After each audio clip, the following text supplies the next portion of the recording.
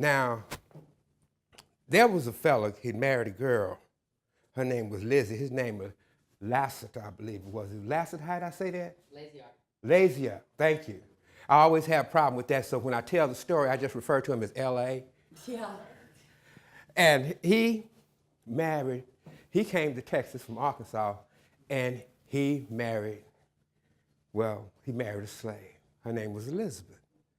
And that's where the story of Lizzie comes from. It is believed that Lizzie had lived in this part of Texas for a long, long time. And when she lived in this part of Texas for a long, long time, she actually found herself as part of the Underground Railroad of Texas, where the people would pass through here. Now, when they were passing through here, they were on their way toward a small town going that way toward Seminole. You would go through Mingus. You know, how many know where Mingus is? Okay. You're going to Abilene Christian College. You go that way.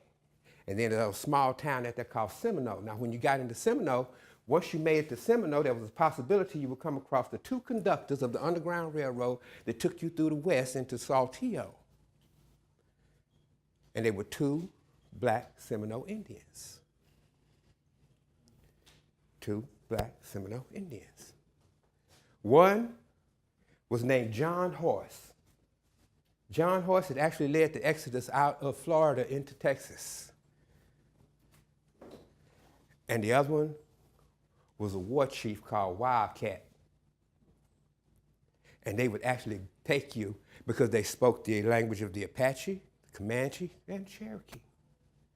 They had learned the languages they had come across. They tried to make Texas their home, but when Texas became a state and slavery became legal again, all of a sudden, the slavery that they had fled Florida into Texas to escape had followed them to Texas. And now, along that Texas-Mexico border. Matter of fact, the last known settlement of the black Seminole Indians in America is in Bracketville, Texas. Bracketville, Texas is between San Antonio and Del Rio on I-10.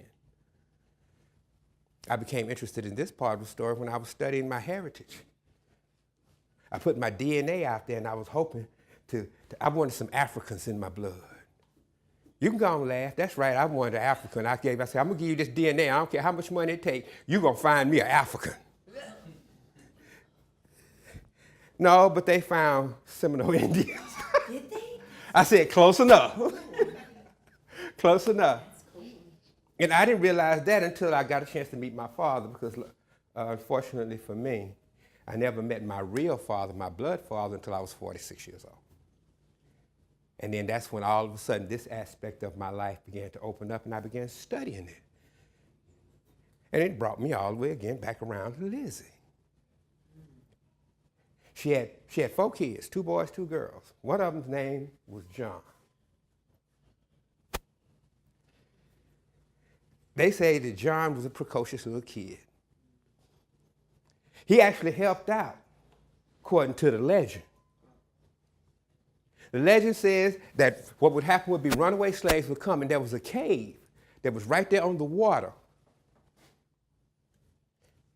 And they say that that cave was indicative of a lot of places that you would go and you would hide back during the days of the runaway.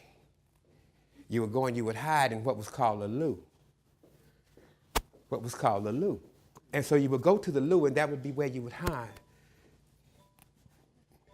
Follow the Drinking Gourd was just one of the songs that they played. The children, you little guys, y'all actually got in on it too. That's right. There you go, for real. And so they got in on it too. Because they would sing little songs and things like that. There were little songs that they would sing that were message songs. Blankets would be hung up on clotheslines, and on these blankets would be codes. I have a picture of one called the Bear Cat. Not the Bear Cat. The Star Diamond. That was a code. Believe it or not, that code would tell you which way to go. But you had to know the key. If you didn't know the secret, it was just a funny looking thing. You had to know the key. And so there were these. If you're really interested in that kind of thing, you really want to find out, look up a book called Hidden in Plain View. Hidden in Plain View. It's a book by a man named Decee. It's a book by a man named Decee. And so there were these. If you're really interested in that kind of thing, you really want to find out, look up a book called Hidden in Plain View. and they call it the clothesline telegraph. She could send messages like that.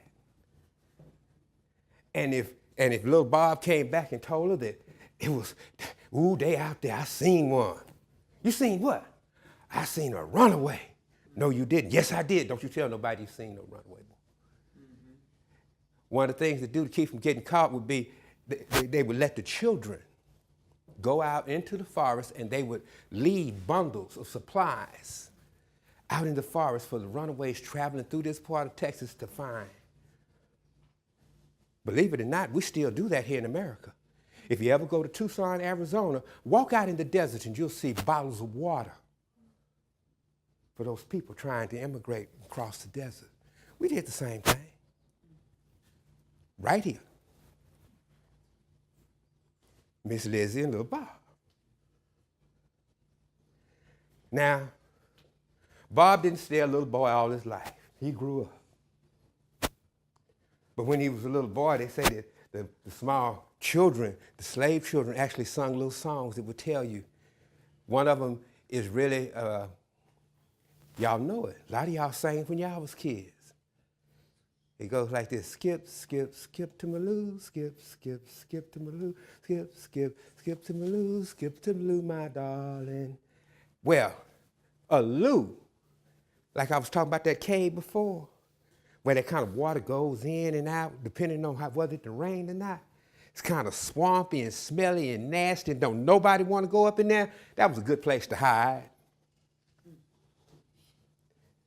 Skip, skip, skip to Maloo. Go hide in the loo. Now, they also sang that same song to warn you of danger. Yes, they did. Lost my partner, what'll I do? Lost my partner, what'll I do? Lost my partner, what'll I do? Skip to the loo, my darling. What that basically meant was, I've lost my partner. Very seldom did more than one conductor know hardly any conductor knew the complete and total route of the path he would take. Because if they did, that meant that one man or one woman or one slip of the tongue could compromise the whole operation. So you very seldom worked in anything more than paths. Worst I could do was get you jacked up. Worst you could do is get me jacked up. You know what I'm saying? But that was all they was going to get, right? There you go. Well, I ain't mad at them. And so what ended up happening was, skip to the loo, my darling. Also, they would tell you who to look for. Lizzie and little Bob, they were shoe flies. What is a shoe fly? A shoe fly is a black that moved freely amongst the whites. Let's go to the third lyric of the song. Listen to the image. Fly in the sugar bowl, shoe, fly, shoe. Fly in the sugar bowl, shoe, fly, shoe. Fly in the sugar bowl, shoe, fly, shoe. Skip to Maloo, my darling. Hide, stay hidden until you see that little boy. He's your shoe fly. Fly in the sugar bowl, shoe, fly, shoe. Fly in the sugar bowl, shoe, fly, shoe. Fly in the sugar bowl, shoe, fly, shoe. Skip to Maloo, my darling. And look, and they did this. Then the Civil War came. Him and his mom was abandoned for a while by the Civil War. At the end of the Civil War, his daddy returned. When his daddy returned, he was an older young man by then. And he worked for his daddy. He drove sheep, raised livestock, and did what he could. And the part that's really amazing to me is that he drove sheep. Because see, right now in Texas, we see them big cattle ranches, they up on them horses, they riding like this here. When you drove sheep, you drove them by foot. You was on foot. Because you had to make them sheep move. Because sheep, the way they eat, they'll eat grass all the way till it gets almost to the bare ground, and they'll pull the roots out the ground. If you let the sheep stay in one spot too long and grazed there too long, they will ruin the soil. That was one of the reasons the cattlemen and the sheepmen always got into it. Because after the sheep had come through, the grass wasn't no good for cattle. He was raising sheep. He herded sheep, which meant he did a lot of walking and a lot of yelling. Hurry up, y'all, go on, get out the way. I just want to see if y'all pay attention. So he herded sheep, And so he herded sheep, and he worked it a long time. He worked it a long time doing that. And he managed to save a little of his money. And he bought 50 acres of bottomland. 50 acres of bottomland. Well, there was an argument. I've read it both places, but it was either 50 or 60 acres of good bottomland. By them tall cypress trees and them long creeks and things. But you know what was on that 50 acres of bottomland? That cave. That cave. Because the word had been passed out that if you got into that part of Texas and you needed help, look for Miss Elizabeth. Look for Miss Elizabeth. She'd help you out. And the family carried on that tradition because one of the things that led me to this area the very first time was an article in the Fort Worth Star-Telegram by a woman whose name was Mary Elizabeth Miles. She was driving through here and saw the land that used to belong, she said, in her family. Mary Elizabeth Miles. I was amazed. Right here in Texas, the Underground Railroad. Uno Estados Unidos de Brazos. Brazos is a Kickapoo Indian word meaning arms of God. That was one of the routes, was to follow the Brazos River.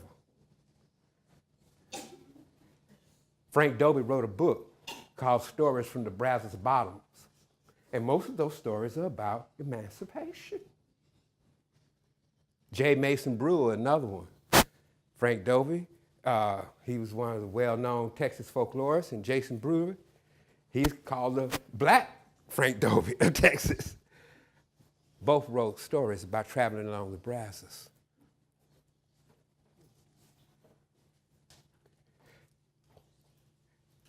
He got to be a man. When he grew up, he was doing pretty good. He was raising horses, cattle, things like that, had him 50 acres of bottomland, and then something happened. Same thing that happens to all men.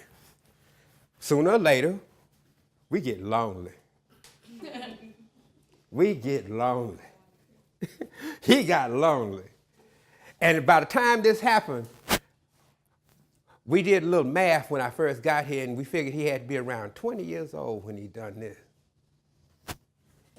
Him and his homeboy was hanging out, right? They hanging out. What y'all gonna do? Man, you heard about the big party they having up in Bonham, Texas? What's going on? Man, they just ratified that 13th Amendment. They're gonna have all kind of parties going on all over the I'm 15, the 15th Amendment. And it's gonna be up in February. We're going, oh yeah, man, we're going. So sure enough, man, they saved up their little money. Now the reason I say that they planned this trip, because from here to Bonham is almost 80 miles. This wasn't no hop on your horse, ride down there like you the Lone Ranger. This was a trip. Boy, I can see him right now getting clean. Old Western clean, And boy, ride down the Bonham. Man, I can see him. Him and his best friend. They get down to Bonham, and that's when he sees her for the first time. Oh, yeah, her. Oh, yeah, her. Look at that. Y'all going, eee! Now, 10 years from now, y'all be like, yeah, me too. He embarrassed. Oh, yeah. Don't tell me that. 10 years from now, you're going to be throwing them dimples on them girls. Oh, they like that one, okay? And that's where he met Alameda. Now, she was a nice girl. Now, if you look at those pictures, when you get a chance, go in there, look at the picture of Bob standing there. And he's kind of standing there, man, and he's got that wavy hair going, that big, thick mustache. Now, take about 40 years off that picture and make his hair dark, and he's all dark and handsome looking, you know? Uh-huh. Yeah, uh-huh. I can't imagine.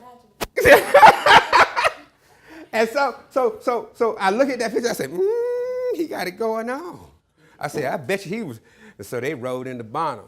Now, when he rode into Bonham, I don't know how it happened, but some kind of way him and her met up, and they started talking. Now, he wasn't but 20 years old. And back in the old days, they had 2 or 3 ways you could court somebody. You had regular courting, and you had quick courting. Okay? Bob, he was really enticed with her. And, well, he did what they call plied his trough. He told her his intentions. But she was a good girl. First thing she told him, she said, you just can't be coming up here riding up to my house on your horses. Me and you going to be, if we're going to do this, we're going to do this right. When you come pick me up, you need to come pick me up in a 2-seat carriage. So Bob, being the obedient young man that he is, when he showed up again, he had him a buggy, and he took her for a ride. Man, they went riding and things like that. And, well, things was going along pretty good, but like I said, she was a good girl. She didn't stand for no fooling. I need you to come back and see me again. Well, somewhere in there, he invited her to go to meet his people.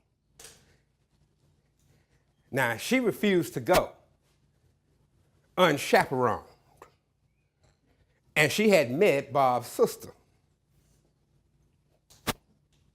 Georgia.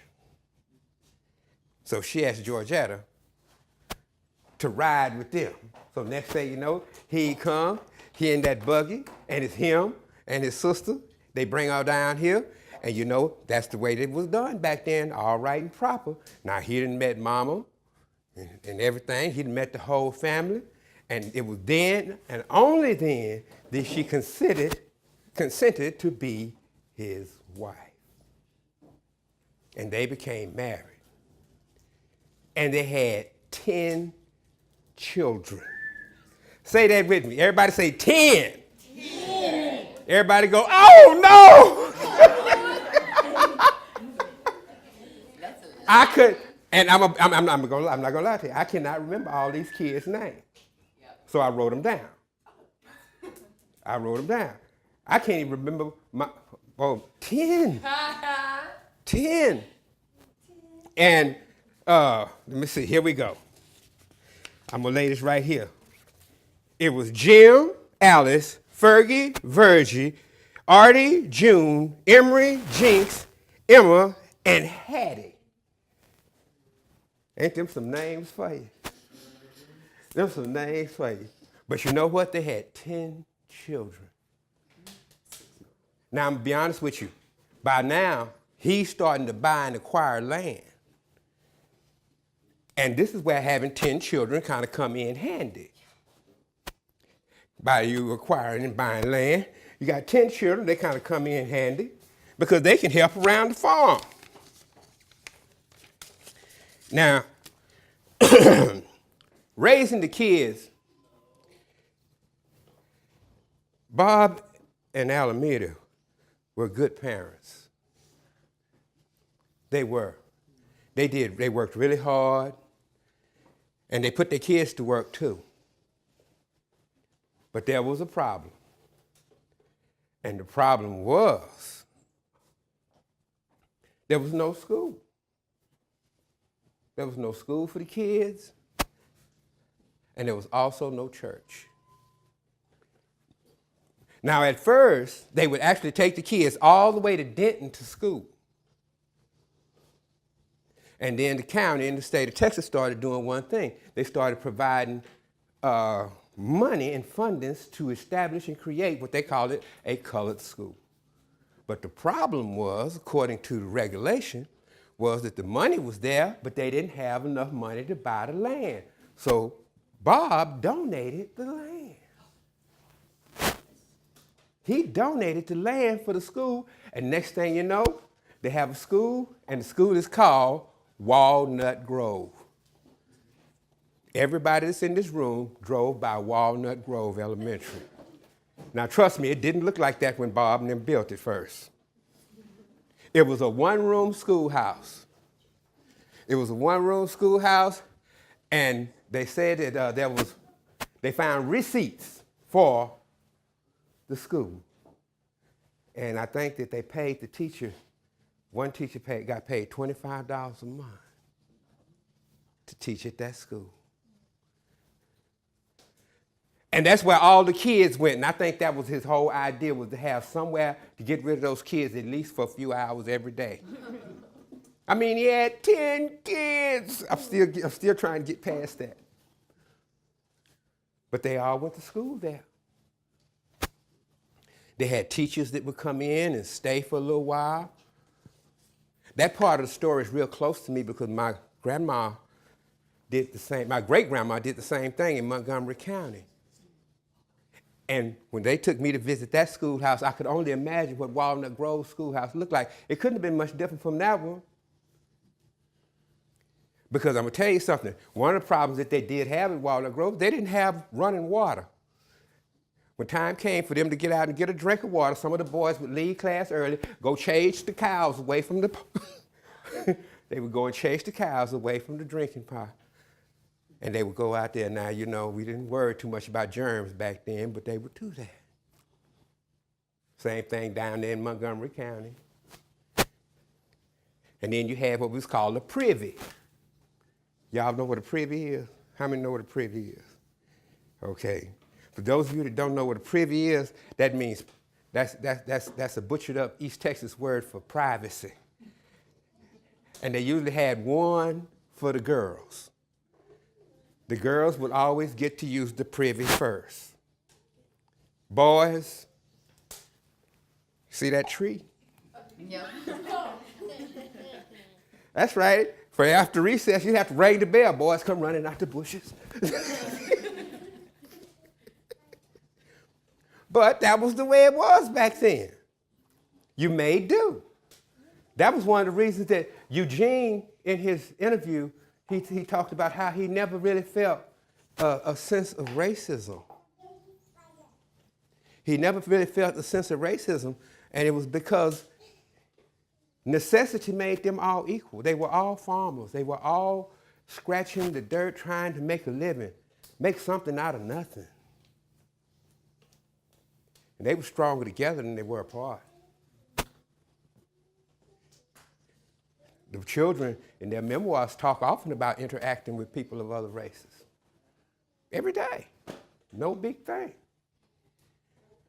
Now, don't get me wrong. At the same time that I'm talking about these things was happening, if you want to look at what else was going on in America, they had just recently had, in Charleston, South Carolina, brought in the National Guard.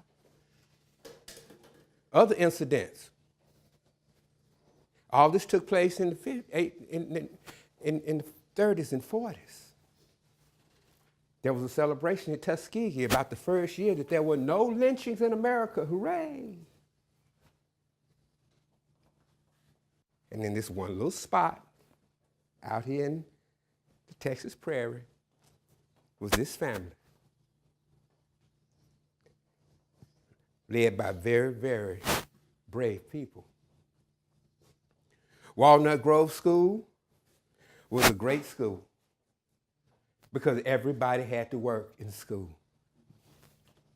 You brought what skills you had and you taught them. They eventually had to close Walnut Grove School because, believe it or not, without the Jones kids and one other black family from a place called The Hill in Grapevine, they were the only students there. And by law, by the time they got to high school, what we call junior high. I'm trying to think what they would call it now, but we used to call it junior high. By the time you got ready to go in junior high, they had to be moved to Fort Worth for school.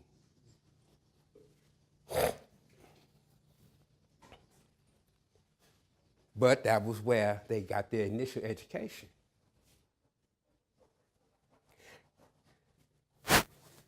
And a church. And a church. Bob was a church-going man. And he believed that his family should participate in church. And he thought that they needed a church. They didn't have a church in this era. And he didn't build, well, he built a church. And he opened the doors to it. And it was called Mount Carmel. Now, it's Mount Carmel in Dallas. And it's two or three Mount Carmels in Fort Worth. But Mount Carmel out in Southlake was built by the Jones family. He had a big old fine house too. It started out as a little house, but every time she had a baby, he'd add a room, you know. So next day, and so you know, he's got this big, beautiful house with this fancy ornate porch and everything. He was a gracious man. Oh, now the church they had, Mount Carmel didn't just take off and start running. It wasn't like T.D. Jakes and nobody was in there. The first preacher they had, there was a regular fellow by the name of Lister out of Fort Worth. He came and helped establish him and his wife. They got a choir and everything together.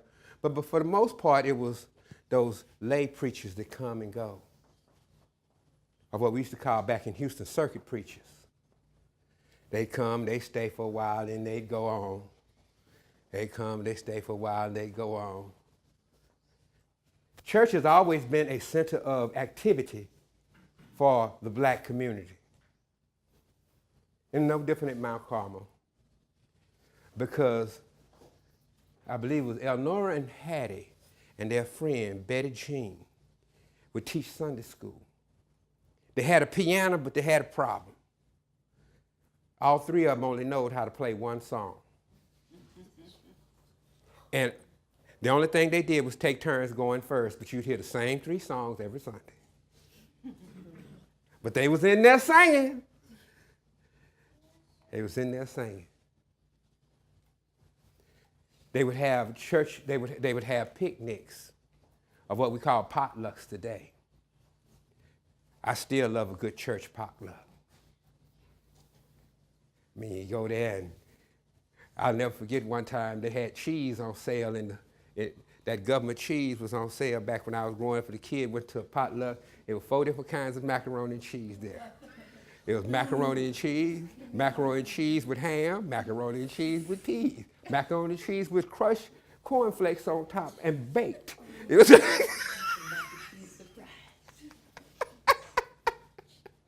you could tell they had government cheese at the commodity house. And, you know, but church picnics, man, were fun. And they had church picnics at Mount Carmel. And then one harvest season, he decided to have a picnic for harvest.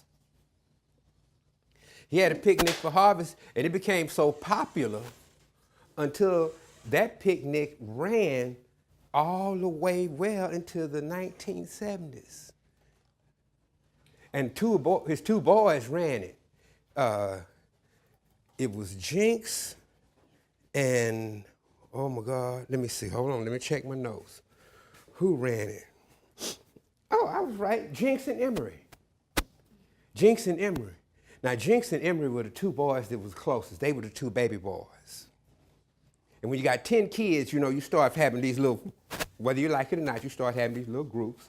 I told you about the 3 girls and their friend that did the Sunday school and things like that. And then a couple of the older girls actually taught at the school. Jinx and Emery became friends when they was given some toys by their grandpa. And grandpa said, well, here, y'all gonna have to play with these together. So instead of fighting over them, they played with them together, and they became lifelong business partners and friends.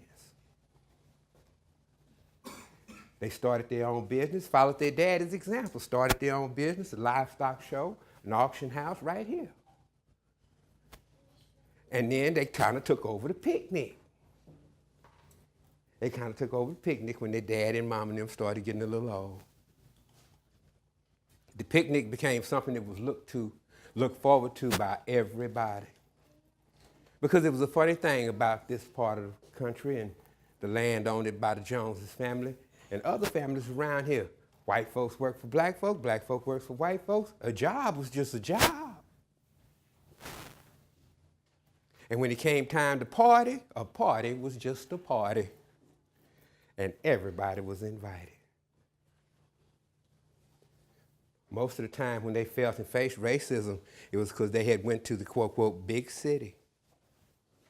Fort Worth, Dallas. But when they was home, they was home. Things kept going and happening in their life. The house burnt down, 1946. Some say it was a lightning strike, but I've read 2, 3 different versions of it. At the time, Elnora and Luella, the wives of Emery and Jinx,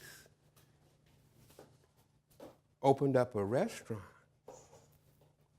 When they opened up the restaurant, they say it was the first integrated restaurant in the state of Texas. If I'm getting these names right, I'll double check before I leave and get it straight for you if I got it wrong. But they opened it up. Lula and Elnora, the wives of Emery and Jinx. And they opened it up, and when they opened it up, one of the things that had happened was, believe it or not, according to the legend, there was a book called The Green Book. The Green Book was a book that had a listing of places that African Americans could go and be served and not have to deal with racism and know it was safe. It was a safe place to go because traveling at that time wasn't very safe. So they opened up a restaurant.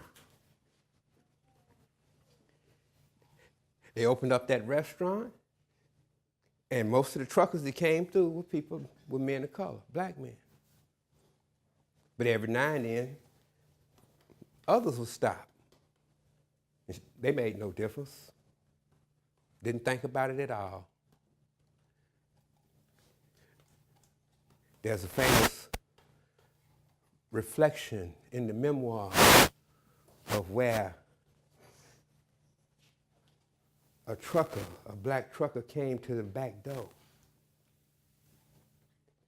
and asked for some food and if he could be served. And they told him, yeah, but only if you're willing to come through the front door.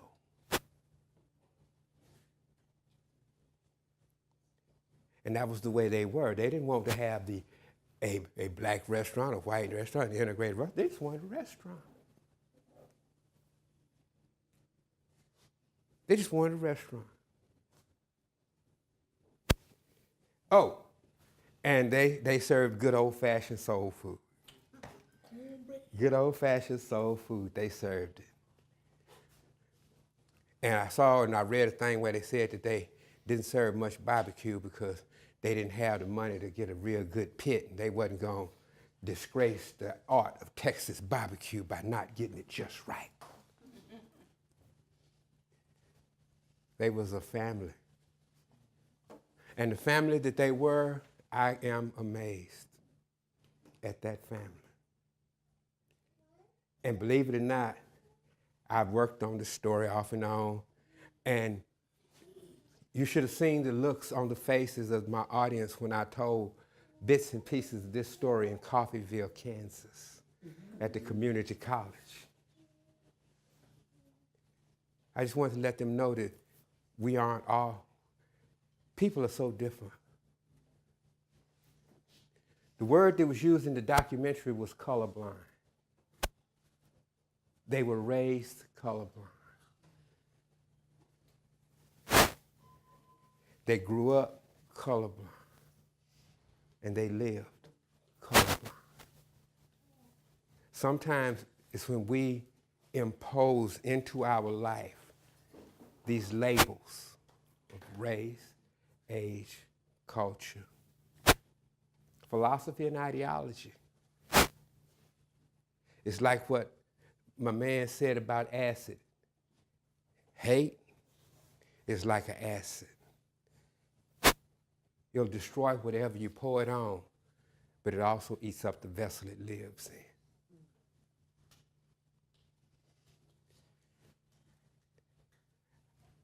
During my research, I saw no signs of hate in this family, other people around. And it makes me proud to say I live in this part of Texas. Because I grew up in Houston, in what they call Fifth Ward. I seen my fair share of racism. And to have a family like this exist through all that, from before the Civil War to now, is amazing.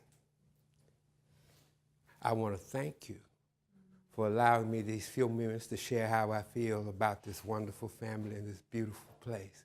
Before it was over with, they said he owned it 2,000. They said at the peak, make sure I use the correct word, at the peak of his land ownership, it was close to 2,500 acres at the peak. A lot of that is underwater with Lake Grapevine now. But we still have this beautiful nature center. I just hate that we got a day like this, because I've already told, I say, when the weather get good, I'm gonna come out here, but I want the weather to be really good, where I can come in my shorts and y'all can laugh at my skinny legs and have a fun time and see the things, because I want to get down to the lake and see the lake and all that. I just want to really one day just come and walk and visit. It's a wonderful nature center. I want to, again, thank you. Thank you for allowing me today. Thank you very much.